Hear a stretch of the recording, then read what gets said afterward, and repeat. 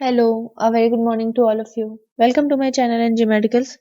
So, इससे पहले वाली वीडियो में हमने इनफर्टिलिटी का introduction, definition, types and causes of male infertility discuss कर लिया था. Now we are going to see the causes of female infertility plus sign and symptoms, pathophysiology. So first of all हम जानते हैं कि फीमेल इनफर्टिलिटी के causes हो सकता है ड्यू टू एनी डिजीज, हो सकता है ड्यू टू एनी इन्फेक्शन, हो सकता है कोई भी ऐसा ब्लॉकेज जो कि हमारी फीमेल इनफर्टिलिटी को कॉज कर सकता है. और वो ब्लॉकेज कहाँ होगा? हमारा सिंपली हमारे हमारे यूट्रस के अंदर हो सकता है, फैलोपियन ट्यूब के अंदर हो सकता है, हमारे रिप्रोडक्टिव ऑर्गन के अंदर हो सकता है. तो पहले हम देखेंगे कि ओवरीज में ऐसी कौन कौन सी प्रॉब्लम हो रही है जिसकी वजह से वो एक तरह का कॉज बन जा रहा है इनफर्टिलिटी का. तो जैसा कि आप देख सकते हो, फर्स्ट मैंने लिखा है PCOD. PCOD means polycystic ovarian disease, है ना. तो पॉली मीन्स बहुत ज्यादा, सिस्टिक मीन्स गांठ, सिस्ट पड़ गई हैं. ओवेरियन डिजीज, ठीक है, ओवरी की वो डिजीज जिसमें हो क्या रहा है कि बहुत सारे सिस्ट बन चुके हैं. तो आप इस इमेज में देख सकते हो कि इस वाली ओवरी में आपको बहुत सारे इस तरह से सिस्ट दिख रहे होंगे, गांठें दिख रही होंगी, और ये वाली ओवरी आपको नॉर्मल दिख रही होगी, राइट. सो हम जानते हैं कि अगर इस तरह से ओवरीज में सिस्ट बन जाएंगे तो प्रॉब्लम होगी हमारे फॉलिकल्स बनने के लिए. देखिए, हम सभी जानते हैं कि हमारी ओवरीज के अंदर बहुत सारे फॉलिकल्स बनते हैं. फॉलिकल्स, प्राइमरी फॉलिकल बनता है, फिर सेकेंडरी फॉलिकल बनता है, फिर टर्शरी फॉलिकल बनता है, फिर ग्राफियन फॉलिकल बनता है, और ग्राफियन फॉलिकल के अंदर होता है हमारा ओवा. ठीक है. तो जब ग्राफियन फॉलिकल हमारा रप्चर कर जाता है, टूट जाता है, तो उसके अंदर से एक एग निकलता है जिसको हम बोलते हैं सेकेंडरी oocyte, और इस प्रोसेस को हम बोलते हैं ओव्यूलेशन. ठीक है. सेकेंडरी oocyte जो होता है हमारा, ये जो एग निकला हुआ है, यही बाद में स्पर्म से मिलता है और एक बेबी को प्रोड्यूस करने में हेल्प करता है. ठीक है. तो पॉलीसिस्टिक ओवेरियन डिजीज में प्रॉब्लम क्या हो रही है कि हमारी primary follicle, secondary follicle, tertiary follicle, Graafian follicle, ये सारी चीजें फॉलिकल्स नहीं बन पा रहे हैं. तो जब फॉलिकल्स नहीं बनेंगे तो हमारा ओवा नहीं बनेगा. ओवा नहीं बनेगा तो स्पर्म और ओवम का कह सकते हैं फर्टिलाइजेशन नहीं होगा. फर्टिलाइजेशन नहीं होगा तो बेबी नहीं बनेगा. सो सिंपल सी चीज है, अल्टीमेटली क्या हो जाएगा? हमारी इनफर्टिलिटी हो जाएगी. सेकेंड कॉज है डिक्रीज फॉलिकल प्रोडक्शन. तो फॉलिकल प्रोडक्शन मैंने आपको पहले बता दिया कि फंक्शन फॉलिकल्स का है क्या. बहुत इंपॉर्टेंट फंक्शन है. ओवा को प्रोड्यूस करने के लिए फॉलिकल्स हमारे जरूरी होते हैं. ठीक है. अगर फॉलिकल्स नहीं बन रहे तो may be follicular stimulating hormone decrease होगा, या तो एब्सेंट होगा, है ना. ये सारी चीजें हो सकती हैं. मान लीजिए वो एब्सेंट हुआ तो एन ओव्यूलेशन हो सकता है. एन मीन्स होता है absent, ovulation means formation of ओवा, वो फॉर्मेशन ऑफ सेकेंडरी oocyte. तो हो सकता है कि हमारा फॉलिकल स्टिमुलेटिंग हार्मोन एब्सेंट हो, दैट्स वाई हमारा एन ओव्यूलेशन हो रहा हो. नेक्स्ट आते हैं ल्यूटियल फेज डिफेक्ट. देखिए, ल्यूटियल फेज क्या होता है ये तो हम सभी जानते हैं कि ओवेरियन फेज के बाद हमारे ओव्यूलेशन होने के बाद हमारा ल्यूटियल फेज आ जाता है जिसमें हमारा कॉर्पस ल्यूटियम बनता है.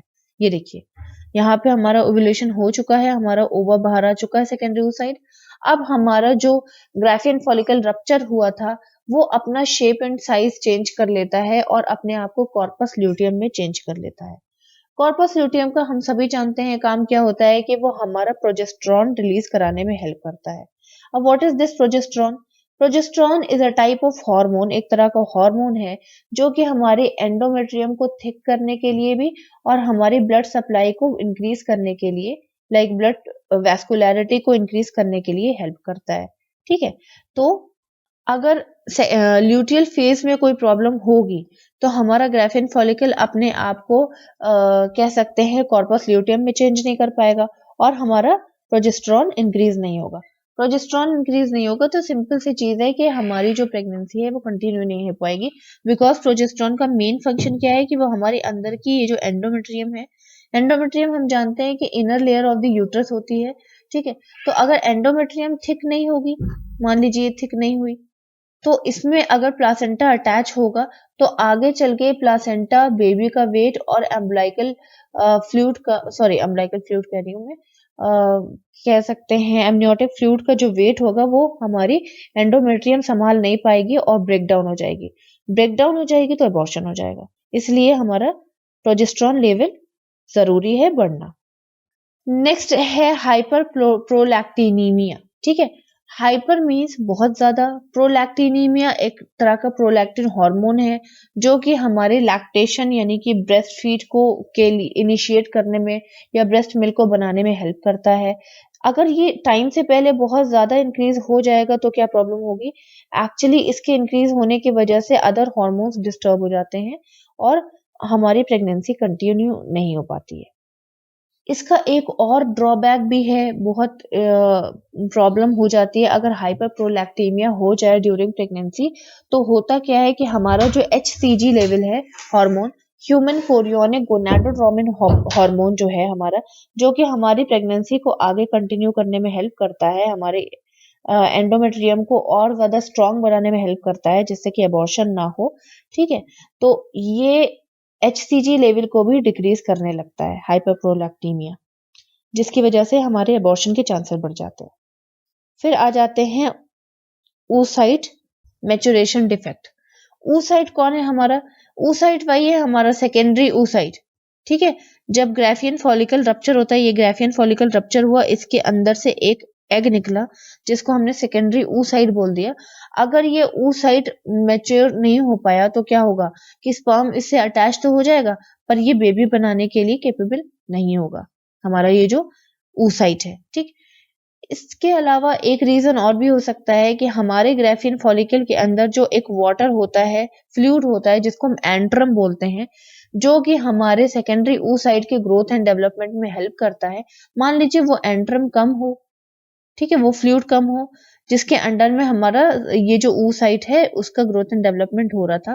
ठीक है, अगर ये एंट्रम कम हो जाएगा तो हमारे oocyte को न्यूट्रिशन नहीं मिलेगा, न्यूट्रिशन नहीं मिलेगा तो इसकी प्रॉपर ग्रोथ एंड डेवलपमेंट नहीं होगी और ये मेच्योर नहीं हो पाएगा। नेक्स्ट है हमारा ओवेरियन एब्सेंट। हो सकता है कि ओवरी ही एब्सेंट हो, तो जब ओवरी एब्सेंट होगी तो हमारा एग हम जानते हैं कि दोनों ओवरी में से कभी इधर एग बन जाता है, कभी इधर एग बन जाता है। तो अगर एक ओवरी होगी तो एग बनने के चांसेस डिक्रीज हो जाएंगे क्योंकि ओवरी ही एक है, उसका घर ही एक है। ठीक है, तो जब डिक्रीज हो जाएंगे तो इनफर्टिलिटी के चांसेस इंक्रीज हो जाएंगे। नेक्स्ट आते हैं ट्यूमर। ठीक है, मान लीजिए कोई इसके अंदर ट्यूमर हो जाएगा तो सिंपल सी चीज है, फॉलिकल नहीं बन पाएंगे सही से और हमारा एग भी नहीं बन पाएगा, तो हमारी इनफर्टिलिटी के चांसेस इंक्रीज हो जाएंगे। अब देख लेते हैं ट्यूबल के बारे में। देखिए ट्यूबल क्या है? Fallopian tube.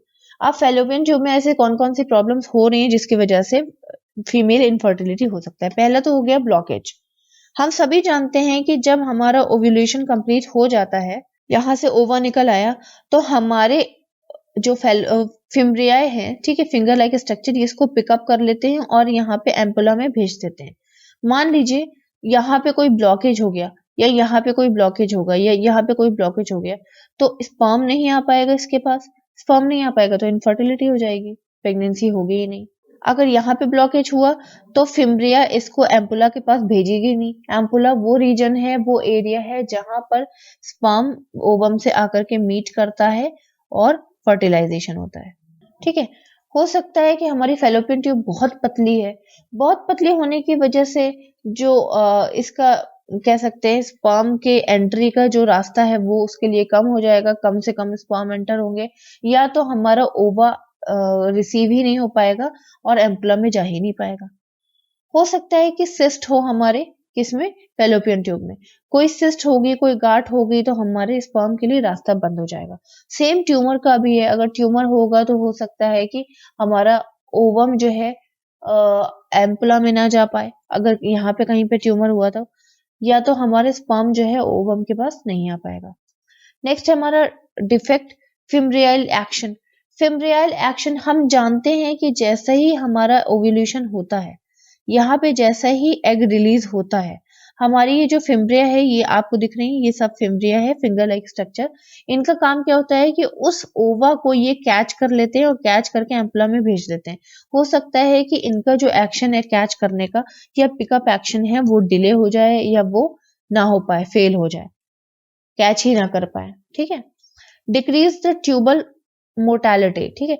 Tubal mortality means जो ट्यूब्स के अंदर सीलियरी मसल्स होती हैं हमारे पास, हम जानते हैं। और सीलियरी मसल का क्या काम है? हम सभी जानते हैं कि हमारी ओवा के पास टेल तो होती नहीं है कि वो अपने आप मूव करे। जो ये एम्पुला के अंदर आ पाता है तो सीलियरी मसल इसे पुश करती हैं आगे की तरफ, तब ये एम्पुला की तरफ आ पाता है। मान लीजिए हमारे ट्यूबल मोर्टेलिटी यानी कि हमारी जो सीलियाज हैं वही काम ना कर पाए, इसको पुश ही ना कर पाए, और जब पुश नहीं कर पाएंगी तो ये हमारा जो ओवम है वो हमारे एम्पुला तक नहीं आ पाएगा। नेक्स्ट आते हैं ट्यूबल एडिसेंस। एडिसेंस होता है रास्ता, अननेसेसरी सेल्स का बन जाना, अननेसेसरी फाइबर्स का बन जाना और रास्ता बंद हो जाना। यहाँ पे देख लो, या अननेसेसरी सेल्स और फाइबर्स बन गए हैं जिसकी वजह से ब्लॉकेज हो गया ट्यूब में। तो ब्लॉकेज हो जाएगा तो स्पर्म ओवम मीट नहीं कर पाएंगे।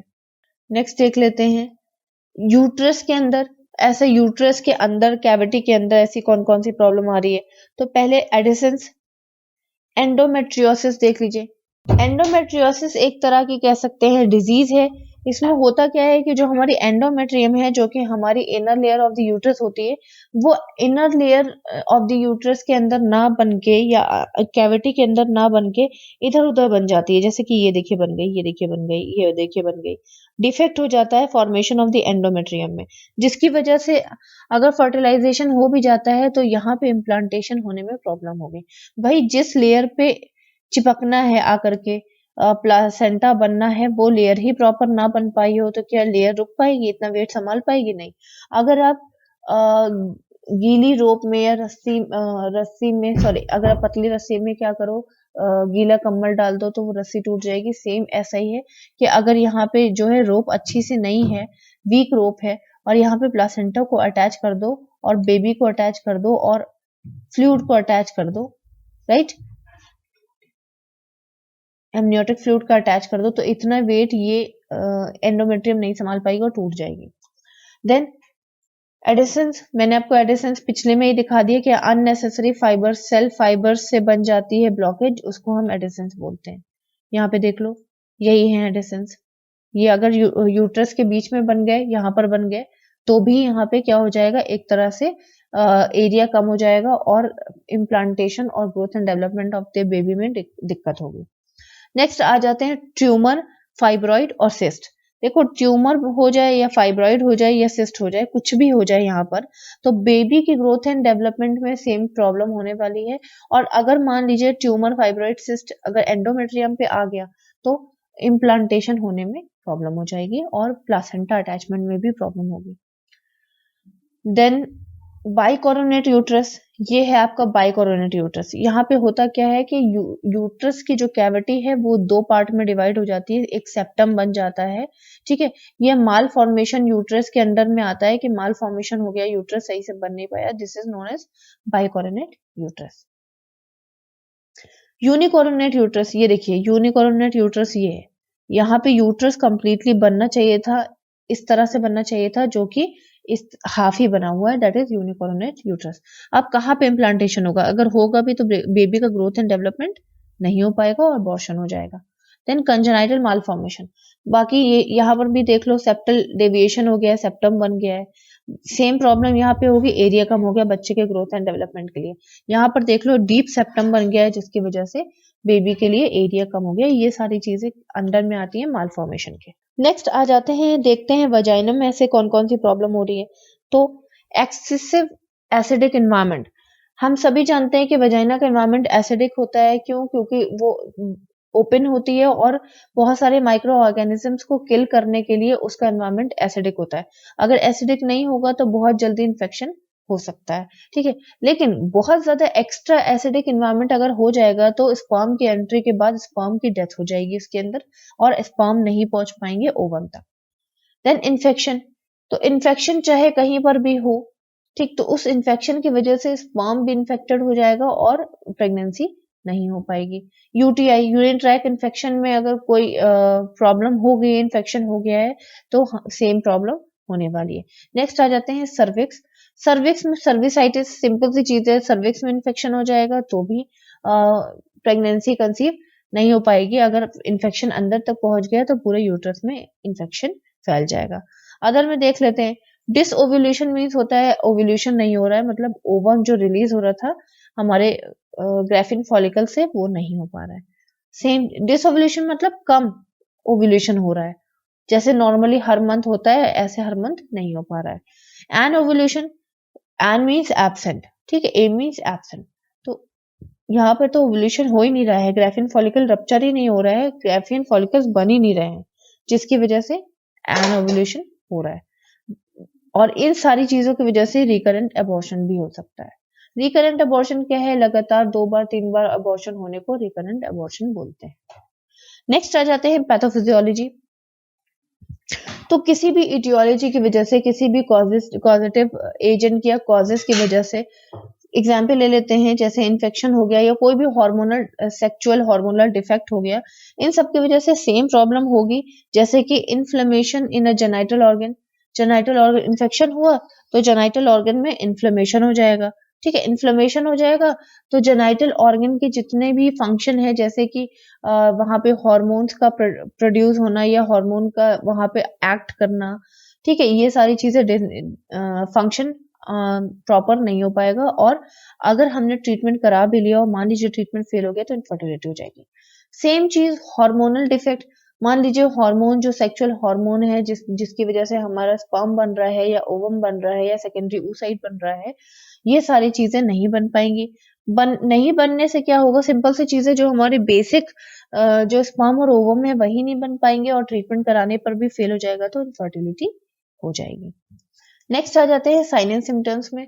तो आप देख लो, पहले तो असिम्टोमेटिक होता है भाई, पहले तो पता ही नहीं चलता है कि हाँ भाई इनफर्टिलिटी मेरे अंदर चल रही है, वो तो आफ्टर मैरिज ही पता चलता है जब बेबी कंसीव नहीं हो पाता है। हाँ, और बहुत सारे लोगों के साथ ये होता है कि उनके साथ उनके मेंस्ट्रुएशन साइकिल नॉर्मली नहीं चलती है, ठीक है, हो सकता है कभी कभी ऐसा होता है कि इस वजह से भी इनफर्टिलिटी की पता चल जाती है कि है, लेकिन मोस्टली असिम्टोमेटिक होती है। देन हैवी ब्लीडिंग या पेनफुल ब्लीडिंग, वही सेम प्रॉब्लम है कि मेंस्ट्रुएशन साइकिल में चाहे गैप आए, चाहे एब्सेंट हो जाए, पीरियड्स आपके एब्सेंट हो जाएं या तो पेनफुल हो जाए या तो बहुत हैवी हो, तो ये सारी चीजें हार्मोनल डिफेक्ट की वजह से होती हैं। और कहीं भी हार्मोनल डिफेक्ट होंगे तो इनफर्टिलिटी के चांसेस बढ़ जाएंगे, ठीक है। इरेगुलर एब्सेंट पीरियड, सेम चीज मैं आपको बता चुकी हूँ। तो इसी वजह से हमें इन सब की वजह से एबनॉर्मल हार्मोनल लेवल बाद में देखने को मिलेगा। हो सकता है सेम ब्लॉकेज प्रॉब्लम हो फैलोपियन ट्यूब में, जो भी बाद में देखने को मिलेगा। हो सकता है कोई सेक्सुअली ट्रांसमिटेड डिजीज हो गई हो जिसकी वजह से स्पर्म वहां एंटर नहीं कर पा रहे हैं, या हो सकता है ओवम प्रोड्यूस ही नहीं हो पा रहा है। हो सकता है अगर मेल में एसटीडी हुई है तो स्पर्म प्रोड्यूस नहीं हो पा रहे हैं। मेल में देख लेते हैं कौन कौन से साइन एंड सिम्टम्स है, ठीक। ये भी असिम्टोमेटिक होता है, मेनली कोई सिम्टम नहीं आते। हो सकता है कि इरेक्टाइल इशू हो सकता है पेनिस इरेक्ट ही ना हो पा रहा हो, जो अगर पेनिस इरेक्ट नहीं होगा तो वो इंसर्ट नहीं होगा वजाइना में और इनफर्टिलिटी हो जाएगी।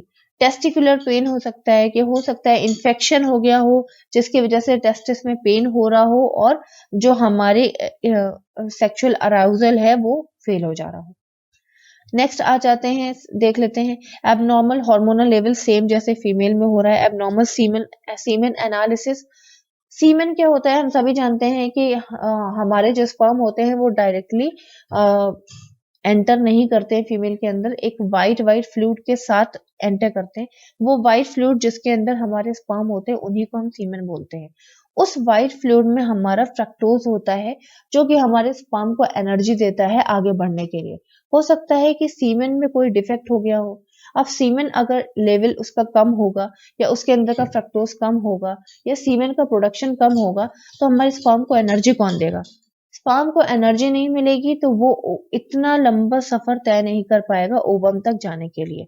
यहाँ से उसको पूरा जाना पड़ता है, जाना पड़ता है, जाना पड़ता है, तब इतना लंबा जा करके तब वो ओवम के पास पहुंच जाता है, ठीक है। तो एनर्जी नहीं होगी तो वो बीच में ही मर जाएगा और हमारी इनफर्टिलिटी हो जाएगी। देन आर्टिपिकल टेस्टिकुलर बायोप्सी, मान लीजिए कोई ट्यूमर हो टेस्टिस में या इससे पहले कोई बायोप्सी हो जिसकी वजह से सर्जरी की वजह से क्या हो रहा है, हार्मोनल डिफेक्ट हो रहे हैं और हमारा कह सकते हैं अल्टीमेटली हो क्या रहा है, इनफर्टिलिटी हो रहा है। So this is all about the female causes, pathophysiology and sign and symptoms of the male and female infertility. इसके नेक्स्ट वाले वीडियो में हम डायग्नोस्टिक इवैल्यूएशन और मैनेजमेंट डिस्कस करेंगे, दोनों का, मेल और फीमेल का। सो अभी तक अगर आपको कुछ भी समझ आ रहा है तो प्लीज मेरे वीडियो को लाइक कीजिए, मेरे चैनल को सब्सक्राइब कीजिए और प्लीज शेयर कीजिए सबको। एंड कुछ भी अगर अच्छा लग रहा है, कंटेंट अच्छा लग रहा है, एक्सप्लेनेशन अच्छा लग रहा है तो प्लीज सब्सक्राइब जरूर करिएगा। नेक्स्ट वीडियो मैं जल्द से जल्द बना दूंगी। Thank you so much and have a nice day.